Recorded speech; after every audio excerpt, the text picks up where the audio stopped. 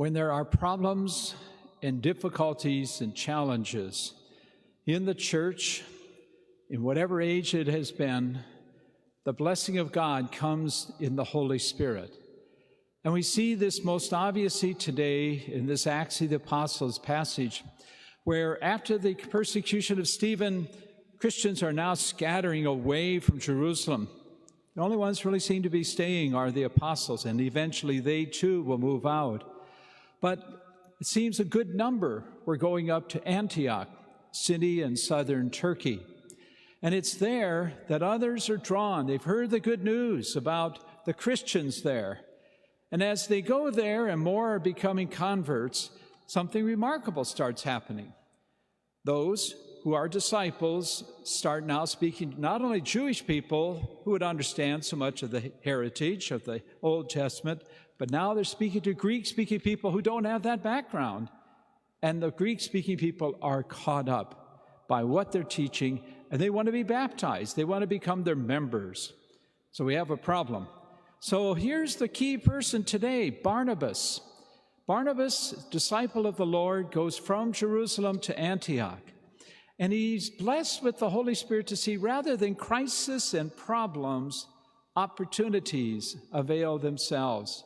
He recognizes what's happening with the Greek-speaking people. Rather than pushing them away, he encourages them to come in. And then he does the second most remarkable thing.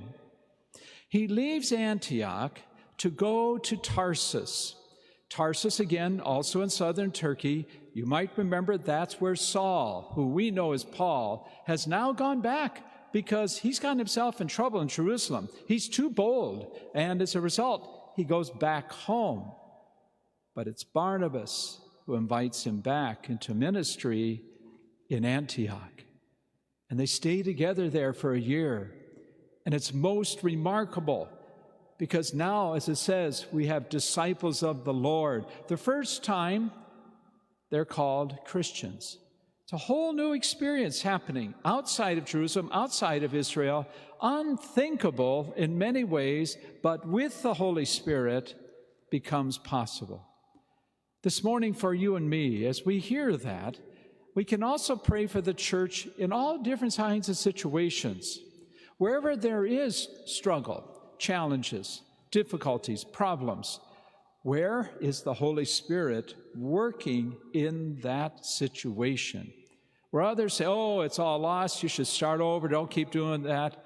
Where is the Holy Spirit working? And that's our prayer, especially during this season of Easter. In our own personal lives, it doesn't take long to think of people we know we're praying for, going through whatever it is.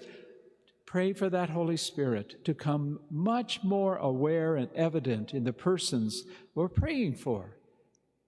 When we do, it's amazing what changes. Ways we wouldn't think of, ways that in many ways only God knows. God does not abandon his church. He promised the Holy Spirit, and the Spirit is there and will continue to be there. And that's one of the gifts of being a church where we have the disciples of Jesus who continue to listen to the Holy Spirit.